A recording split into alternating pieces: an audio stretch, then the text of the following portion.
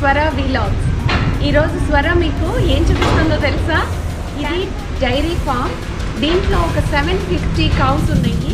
So ఇది ఎలా milk చేస్తారు, దీంట్లో వీళ్ళు ఏమేమి చేస్తారు, ఎక్కువ మిల్క్ ప్రొడ్యూస్ చేయడానికి ఏమైనా చేస్తున్నారా, అసలు ఈ గోశాలలో ఏంటి, వీళ్ళు ఇండియాలో కన్నా ఇక్కడ భిన్నంగా ఏం చేస్తున్నారు, ఒకే ఒక్క మనిషి ఇన్ని 750 కౌస్ని ఎలా మెయింటైన్ చేస్తున్నారు, ఇవన్నీ చూసేద్దాం. మరి డీటెయిల్డ్గా ఈ 750 కౌస్కి మిల్కింగ్ ఎలా చేస్తారు అనేది చూసే కన్నా ముందు ఖచ్చితంగా ఈ ఛానల్ని మీరైతే ఫస్ట్ టైం చూస్తున్నట్లయితే సబ్స్క్రైబ్ చేసుకోండి, లైక్ చేయండి, పక్కనే ఉన్న బెల్ నోటిఫికేషన్ని క్లిక్ చేయండి. అప్పుడు ఆల్ అనే ఆప్షన్ కనిపిస్తుంది కదా, దాన్ని క్లిక్ చేసినట్లయితే నేను పెట్టే నెక్స్ట్ ప్రతి అద్భుతమైన వీడియోస్ మీకు ఫస్ట్ నోటిఫై అయిపోతాయి అన్నమాట.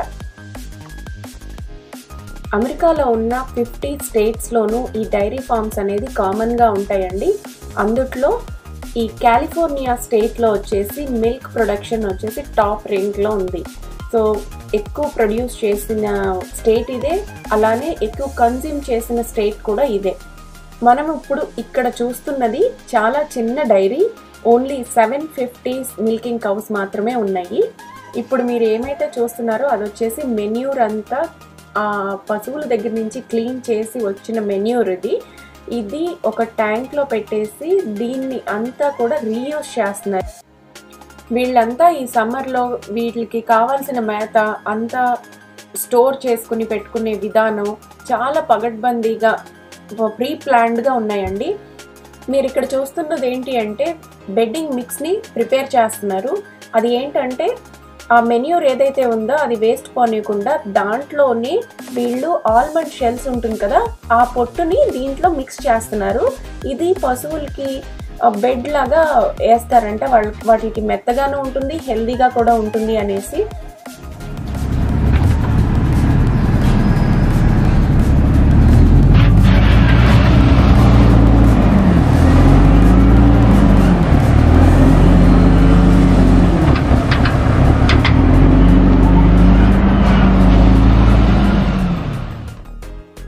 ఈ రకంగా ఫామ్ అవుతుంది అనమాట.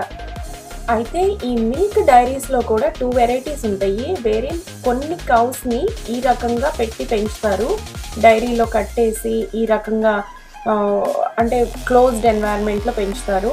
కొన్ని ఏమో ఎకరాల స్థలాలు తీసుకుని దానికి ఫెన్స్ వేసేసి దాంట్లో ఫ్రీగా వదిలేస్తారు, ఫ్రీ ఫెడ్ కౌస్ అని అంటారు. అయితే ఏది ఏమైనప్పటికీ ఈ కాలిఫోర్నియా మిల్క్ వచ్చేసి టేస్ట్లోను, న్యూట్రిషన్స్లోను, కాల్షియం అండ్ ప్రోటీన్ ప్రొవైడింగ్లోను ఫెడరల్ స్టాండర్డ్స్ కన్నా కూడా మించి ఉందన్నమాట. ఇప్పుడు మీరు ఇక్కడ చూస్తున్నారు కదా, వాటర్ ఎప్పుడు ఫ్లో అవుతూనే ఉంటుంది, ఆటోమేటిక్గా అది ఆఫ్ అయిపోతుంది అనమాట. అక్కడ బాల్ ఉంది కదా, అది సెన్సార్ లెవెల్ అనమాట. అది ఒక లెవెల్కి వచ్చిన తర్వాత ఆఫ్ అవుతుంది. ఎప్పుడైతే దానికి లెవెల్ తగ్గుతూ ఉంటుందో ఆటోమేటిక్గా ఫిల్ అయిపోతూ ఉంటుంది అనమాట. సో ఈ రకంగా మధ్యలో ఒక క్లీనింగ్కి కానీ ఏదైనా ప్రాసెస్కి కానీ ఒక వెహికల్ వెళ్ళే అంత ఖాళీని ఉంచుకుని వీళ్ళు ప్లాన్డ్గా పెట్టారు, అటు సైడ్ ఇటు సైడ్ కూడాను. ఇక్కడ పెంచే ప్రతి ఆవులు కూడా ఒకే వెరైటీ అనమాట, ఒకే బ్రీడ్ అంటారు కదా, అదే బ్రీడ్ని మెయింటైన్ చేస్తున్నారు. అంతేకాదండి, ఇక్కడ పుట్టిన ప్రతి దూడకి పుట్టిన వెంటనే చెవుకి ఒక ట్యాగ్ వేస్తారు. ఎల్లో కలర్ ట్యాగ్స్ చూస్తున్నారు కదా ఈ ఆవులకి, ఆ ట్యాగ్ మీద వాటి నెంబర్ ఉంటుంది, రికార్డ్ నెంబర్ అనమాట.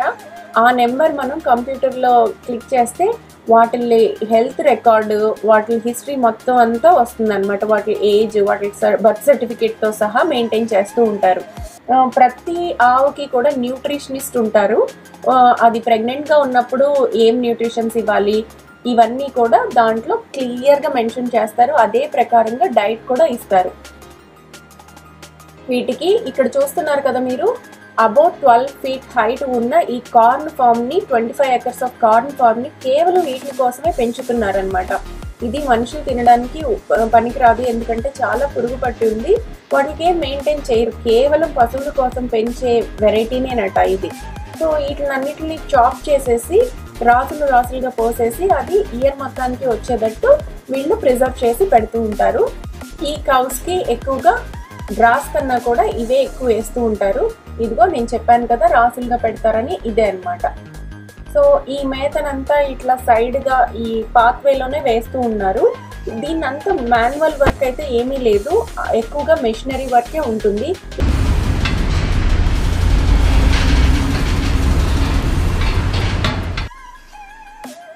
ఈయన వచ్చేసి one of the owner of this farm అన్నమాట.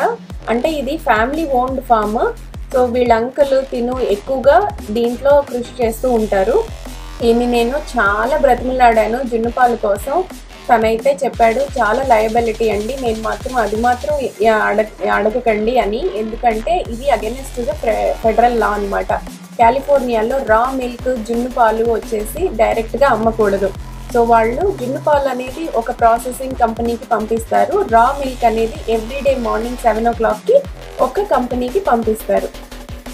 ఇదేమిలానో మేము ఎలా చిన్నప్పటి నుంచి జున్నుపాలు తిని పెరిగాము అనేది కూడా చెప్పాను, కానీ ఆయన నవ్వు ఊరుకున్నాడు అంతే.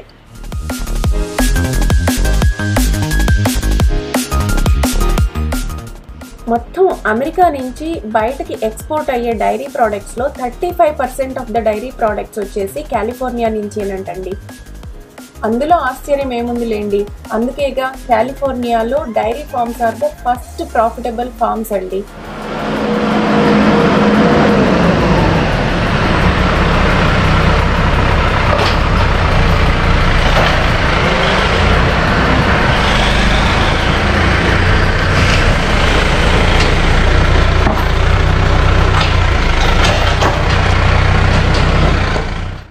ఇక్కడున్న ఇంత పెద్ద ర్యాంచ్ 750 కౌస్, వాటి మిల్కింగ్ ప్రాసెస్ ఇవన్నీ ఎంతమంది చూసుకుంటారు అనుకుంటున్నారు?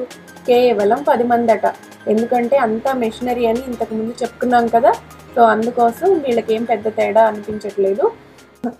ఇక్కడ చూస్తున్నారు కదా ఆవులు, ఇవన్నీ లైన్గా వెళ్తుంటే నాకైతే స్కూల్ పిల్లలు కనుక స్కూల్కి వెళ్తారు చూడండి బ్యాగ్ వేసుకుని, నాకు అలా అనిపించింది పాపం. నాకెందుకు ఆ స్మాల్ థాట్ అలా అనిపించింది. మిల్కింగ్ ప్రాసెస్ అయితే చాలా బ్యూటిఫుల్గా ఉంది, కానీ నాకెందుకో కొంచెం బాధ అనిపించింది. అవి అట్లా లైన్గా మెకానికల్గా రావటం, అట్లా నిలబడటం చూసి. కాకపోతే this is very painless process అంట, మెషిన్తోనే పెయిన్ ఉండదంట వాటికి. సో ఇలా ఈ మిల్కింగ్ యూనిట్లోకి ఆ ఆవులన్నిటిని 8 o'clock నుంచి తీసుకుని వస్తూ ఉంటారు బ్యాచ్ల వారీగా. సో ఒక్కొక్క బ్యాచ్లో వచ్చేసి 12 కౌస్ ఉంటాయి అన్నమాట ఈచ్ సైడ్. సో టోటల్గా 24 కౌస్ ఉంటాయి. ఒక సైడ్ 12, ఒక సైడ్ 12. చూడండి వాటికి ఏదో ప్లేస్ తెలిసినట్టుగా ఒకదాని తర్వాత వచ్చేసి ఎలా నుంచి ఉంటాయో పొజిషన్లోకి. వీళ్ళు ఈచ్ బ్యాచ్కి కూడా కింద క్లీన్ చేస్తున్నారు. వాటర్ ట్యాప్, ప్రతి కౌ దగ్గర వాటర్ ట్యాప్ ఉంటుంది. సో రాగానే వీళ్ళు క్లీన్ చేసి ఈ ప్రాసెస్ని మొదలు పెడతారు అనమాట. 10 hours per day 10 hours milking చేస్తారంట. అండ్ రోజుకి 2 times మిల్కింగ్ చేస్తారంట. అన్నట్టు చెప్పడం మర్చిపోయాను, ఈ డైరీ ఫార్మ్స్లో 2 ఫార్మ్స్ ఉంటాయి. ఒకటి ఈ రకంగా మిల్కింగ్ చేసే కౌస్ని మాత్రమే పెంచుతారు. ఇంకొక డైరీస్ వచ్చేసి కేవలం బీఫ్, అంటే వాళ్ళు మిల్కింగ్ చేయకుండా కేవలం మీట్ గురించే వాటిని పెంచుతారనమాట. అక్కడికి వెళ్ళి చూసిన తర్వాత నాకు అది వీడియో తీయాలనిపించలేదు. I just walked off in minute. So ఇలా ఈచ్ కౌకి ఆ మెషిన్ పెడతారు, అంత ఆటోమేటిక్ సిస్టమే. సో ఇది పెయిన్ఫుల్గా అయితే ఉండదు అని వీళ్ళు చెప్తున్నారు. పాపం ఆవుకే తెలుసు కదా అది పెయినో కాదో అనేది. కాకపోతే దే వర్ హ్యాపీ. ఈ మిల్కింగ్ ప్రాసెస్లో ఎక్కడా కూడా మాన్యువల్ వర్క్ అనేది లేదండి. పాలు అనేది ఎవరికి ఎక్కడ టచ్ అయ్యే అవ్వవు. డైరెక్ట్గా ఈ మిల్క్ అంతా కూడా ఈ ట్యూబ్స్ ద్వారా పక్కనే ఉన్న ట్యాంక్స్లోకి వెళ్ళిపోతుంది. కొన్ని ఇయర్స్ బ్యాక్ మా మేనత్త వాళ్ళకి ఇట్లాంటి డైరీ ఫామ్ ఒకటి ఉండేది, కానీ మెషినరీతో ఉండేది కాదు, మనుషులతో చేయించేవారు. ఈ రకంగా మెషినరీ చూస్తే మేబీ మా మావయ్య సంతోషిస్తారేమో. నేను అనుకున్నాను ఇక్కడే వీళ్ళు ఈ క్యాటిల్స్ నుంచి మిల్క్ని కలెక్ట్ చేసుకుని డైరెక్ట్గా ప్యాక్స్ చేసేసి పంపించేస్తారు అనుకున్నాను. అలా కాదు, ఈ వీళ్ళ బాధ్యత వచ్చేసి క్యాటిల్స్ నుంచి మిల్క్ని కలెక్ట్ చేసుకుని దాన్ని ప్రాసెసింగ్ ప్లాంట్స్కి ట్రాన్స్పోర్ట్ చేసే వరకే. ఆ యూనిట్స్లలో ఆ పాలన్నీ కూడా క్లారిఫై అయ్యి మళ్ళీ ప్యాస్చరైజేషన్ అయ్యి అక్కడి నుంచి పాల ప్యాక్స్ లాగా చిన్న చిన్న ప్యాక్స్ చేసి మనకి సప్లై అవుతుంది అనమాట. మొన్నటి వరకు మా పిల్లలు పాలు అంటే కాస్కో నుంచినే వస్తాయి అని అనుకునేవారు. అయితే రకరకాలుగా గ్రేడ్ కూడా చేస్తారు ఈ పాలన్నీ ఫ్యాట్ కంటెంట్ని బట్టి. అంతేకాకుండా వీటిల్లో కొంత పాలని బై ప్రోడక్ట్స్ లైక్ చీజ్ చేయడానికి, చీజ్ ఫ్యాక్టరీస్కి కానీ, మిల్క్ పౌడర్స్ చేయడానికి కానీ అట్లా సప్లై చేస్తారు. జున్ను పాలను మాత్రం డైరెక్ట్గా అమ్మరట, ప్రాసెస్ చేసినవి కూడా డైరెక్ట్గా అమ్మరట. దాన్ని కేవలం బై ప్రోడక్ట్స్లో మాత్రమే వాడతారంట. ఎక్కువ మెడిసినల్ వాల్యూస్ ఉండటం వలన మెడిసిన్గా కూడా వాడతారంట. సో మేము ఎంత ప్రయత్నించినా సరే మాకు జున్ను పాలు దొరకకపోవడానికి ఈ రూలే కారణం. కేవలం 3 years బ్యాకే ఈ రూల్ పాస్ చేశారంట. యావరేజ్గా మొత్తం మీద ఈ డైరీ ఫామ్ వచ్చేసి పర్ డే రౌండ్ ఫిగర్గా చెప్తున్నాను నేను, 20,000 లీటర్స్ ఆఫ్ మిల్క్ని ప్రొడ్యూస్ చేస్తుందంట. ఇక్కడ ఇలా మిల్క్ చేసిన పాలు మన గ్రాసరీ స్టోర్లోకి అవైలబిలిటీలోకి రావడానికి మినిమం 2 days పడుతుందంట. ఎప్పుడన్నా మీరు కొన్ని ప్రోడక్ట్స్ లైక్ ఐస్ క్రీమ్ మీద కానీ లేక యోగర్ట్స్ మీద కానీ ఒక సీల్ ఉంటుంది, real milk made with real milk అని, అంటే దట్ సర్టిఫైస్ ఇది కాలిఫోర్నియాలో ప్రొడ్యూస్ అయిన మిల్క్ నుంచి చేయబడింది అని అనమాట. So that tells us how different is the California milk is from other states అని. మేమైతే ప్రాసెస్డ్ మిల్క్ తీసుకుని వచ్చేసి ఇంటికాడే హోమ్ మేడ్ యోగర్ట్ చేసుకుని ఫ్రెష్గా కమ్మటి పెరుగు, అంటే గడ్డ పెరుగు అంటారు కదా ఇంటికాడ, అలాంటి పెరుగు వస్తుందండి. అది మాత్రం ఎంజాయ్ చేస్తున్నాము. ఫస్ట్ టైం నేను కాలిఫోర్నియాకి వచ్చిన ఫస్ట్ వీక్లో ఇట్లా చేయొచ్చు అని తెలియగానే చేస్తే మంచిగా తోడుకుంది. నాకైతే మస్తు థ్రిల్గా అనిపించింది. ఇదేంటి పెరుగు తోడుకుంటే థ్రిల్గా అనిపించింది అంటుంది అనుకుంటున్నారా? ఎందుకంటే యూకేలో మేము ఇలా పెరుగు తోడు పెట్టుకోవడానికి మేము పడిన తిప్పలు అంతా ఇంత కాదండి. కమ్మని పెరుగు కోసం చాలా మొహోచుకుని ఉండేవాళ్ళం. సో ఈయన ఏం చెప్తున్నారు అంటే అది ఆటోమేటిక్గా ఎలా వచ్చేస్తుంది, మనం ఆఫ్ చేయాలా అని అడిగాను నేను. సో ఆయన ఏమంటున్నారంటే ఈ మిల్క్ అంతా కూడా ఎంటీ అయిన తర్వాత, అంటే లూజ్ అయిన తర్వాత ఆటోమేటిక్గా ఆ పైప్స్ అన్నీ ఇది అట్లంతగా అవే ఊడి వచ్చేస్తాయి అన్నమాట. మీలో ఎవరన్నా ఇండియాలో ఒక యాడ్ వస్తుంది కదా ఆరోగ్య మిల్క్కి, ఆ యాడ్ని ఎప్పుడైనా చూసారా? నేనైతే ఎన్నిసార్లు తలుచుకున్నాను. పొద్దుగాలే లెగిస్తాం, మా పనులు మేము చేసుకుంటాం, పశువులంటే మాకు ప్రాణం. సేమ్ ఎన్వైరన్మెంట్ అండి. నేను అక్కడ ఉన్నంతసేపు నవ్వుకోవటం, అదే యాడ్ గుర్తొచ్చింది. ప్లస్ మా డాడీ కూడా ఇది వీడియో చూసినప్పుడు ఖచ్చితంగా ఏడిపిస్తారు. ఇది చూసి ఎప్పుడు మన పొలాల్లోకి కానీ మన ఆవుల దగ్గరికి కానీ ఎప్పుడు నువ్వు వచ్చిందే లేదు, అట్లాంటిది ఇక్కడికి వెళ్ళి వీటి గురించి డీటెయిల్డ్గా వీడియో పెడుతుంటే నవ్వుకు ఏం చేస్తారు చెప్పండి. అదిగోండి అలా మిల్క్ కంప్లీట్ అయిపోతుంది కదా. కంప్లీట్ అయిపోయిన తర్వాత ఆటోమేటిక్గా ఆ పాలు రావటం ఎప్పుడైతే ఆగుతుందో మెషిన్ అలా ఊడి వచ్చేస్తుంది. ఈ ఆవులు వచ్చేసి నెక్స్ట్ బ్యాచ్ కోసం వెయిట్ చేస్తున్నాయి అన్నమాట, వాటి టర్న్ కోసం. ఇవి అంతా ఆగిపోయిన తర్వాత మొత్తం అంతా process 9 to 10 minutes on average పట్టిందండి. సో ఇవి అంతా అయిపోయిన తర్వాత వీటిలన్నింటినీ ఒక విజిల్తోనే మేనేజ్ చేస్తున్నారు. ఒక టైప్ ఆఫ్ విజిల్ వేస్తున్నారు అంతే, అవన్నీ లైన్గా బయటకు వెళ్ళిపోతున్నాయి. ఈ న్యూ బ్యాచ్ ఏదైతే ఉందో లోపలికి వచ్చేస్తున్నాయి, వాటి పొజిషన్లో అవి నిలబడి పాలిస్తున్నాయి. సో ఇదంతా ఒక్క మనిషి మేనేజ్ చేస్తున్నాడు. బయట ఒక మనిషి ఉండి వాటిలన్నింటినీ పంపిస్తున్నాడు. ఏ విధంగా ఏదన్నా ఆవు సిక్ అయిందా ఏంటి అనేది చూసి లోపలికి పంపిస్తున్నాడు అనమాట. సో అలా క్యాటిల్ నుంచి కలెక్ట్ చేసిన మిల్క్ అంతా కూడా ట్యూబ్స్ ద్వారా ఈ ట్యాంకర్, అంటే ఈ క్యాండిల్స్ లాగా కనిపిస్తున్నాయి కదా, దాంట్లోకి వస్తాయి అన్నమాట. దాంట్లో లైట్గా హీట్ చేస్తారంట. ఎందుకంటే ఓవర్ నైట్ ఇక్కడ ఉండాలి, ఇది కంప్లీట్ పాస్చరైజేషన్ అయితే కాదు. సో లైట్గా హీట్ చేస్తారు, ఎంతవరకు రేపు మార్నింగ్ వరకు ఉండడానికి. ఈ ప్రాసెస్ అంతా చాలా ఈజీగానే ఉంది, అంత కాంప్లికేషన్స్ ఏమీ లేవు. సో ఆ మిల్క్ అంతా వచ్చేసి స్టోర్ అవ్వడానికి వీళ్ళు 2 ట్యాంక్స్ని డిజైన్ చేసుకున్నారు. ఒక్కొక్క ట్యాంక్లో 3000 gallons వరకు పడుతుందంట మిల్క్. సో ఈ 2 ట్యాంక్స్లో నుంచి మిల్క్ ఓవర్ నైట్ స్టే అయ్యి మార్నింగ్ మిల్క్ ట్యాంకర్లోకి వెళ్ళిపోతాయి అన్నమాట. వీళ్ళు ఈ టెక్నాలజీని వాడుకోవటమే కానీ ఇదంతా డిజైన్ చేయటం, కంప్యూటరైజ్డ్ చేయటం, ప్రాసెస్డ్గా అన్నీ చేయటం అనేది నాకు చాలా ఆశ్చర్యంగా, ఇంట్రెస్టింగ్గా అనిపించింది. సో ఇది కనుక మన ఇండియాలో కూడా చిన్న చిన్న గ్రామాల్లో ఇంప్లిమెంట్ చేయగలిగితే కనుక చాలా బాగుంటుంది అని నాకు అనిపించిందండి. చూసారు కదా ఈ ట్యాంక్స్, ఈ 2 ట్యాంక్స్, ఒకటి స్క్వేర్గా ఒకటి రౌండ్గా ఉన్నాయి కదా, ఈ 2 ట్యాంక్స్ కూడా పాలని నైట్ అంతా స్టోర్ చేస్తారు. మార్నింగ్ ఈ వైట్ కలర్ది చూస్తున్నారు కదా, ఆ వైట్ కలర్ దాంట్లో నుంచి మెయిన్ ట్యాంకర్ వచ్చి ఫిల్ చేసుకుని వెళ్ళిపోతుందంట. So that completes milking process అండి.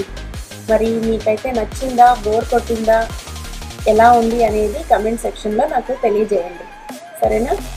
ఇకపోతే ఈ దూడలు అంటే కాప్స్ వచ్చేసి ఇవన్నీ డిఫరెంట్గా ప్లేస్ చేస్తారు. ఇవన్నిటిని కూడా వీటికి మళ్ళీ సపరేట్ న్యూట్రిషన్, వీటికి మళ్ళీ సపరేట్ బెడ్డింగ్ అంతా డిజైన్ చేస్తున్నారనమాట. వీటిని ఎప్పుడు దీంట్లోకి తీసుకురావాలి అనేది వాళ్ళు డిసైడ్ చేసి తీసుకుని వస్తారు.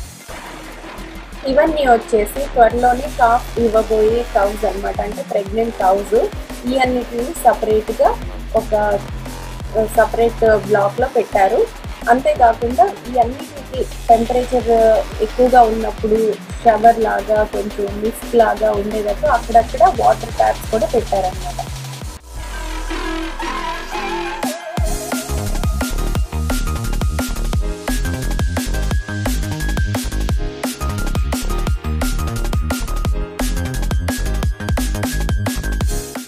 అదనమాట ఈ రోజుకి మన డైరీ కౌస్ స్టోరీ. సో మీకు నచ్చినట్లయితే ఏం చేయాలి మరి? లైక్ చేయండి, సబ్స్క్రైబ్ చేసుకోండి. ఖచ్చితంగా మీ అభిప్రాయాన్ని నాకు కమెంట్ సెక్షన్లో తెలియజేయండి. అంతేకాకుండా పక్కనే బెల్ నోటిఫికేషన్ క్లిక్ చేసి ఆల్ అనే ఆప్షన్ని మాత్రం క్లిక్ చేయడం మర్చిపోవద్దు. సో దట్ నెక్స్ట్ నేను పెట్టే బ్యూటిఫుల్ కంటెంట్ ఉన్న వీడియోస్ని మీకే ఫస్ట్ నోటిఫై అయ్యేటట్టు చేసేసుకోండి మరి. ఓకేనా? మీరు ఆ పనిలో ఉండండి. నేనైతే ఇంకొక బ్యూటిఫుల్ కంటెంట్తో మీ ముందు ఉండడానికి నేను ప్రయత్నిస్తాను. మరి ఇక బాయ్. నా పేరు స్వర, నేను కాలిఫోర్నియా నుంచి ఈ వీలాగ్స్ చేస్తున్నాను. థ్యాంక్ యూ ఫర్ వాచింగ్ అండి.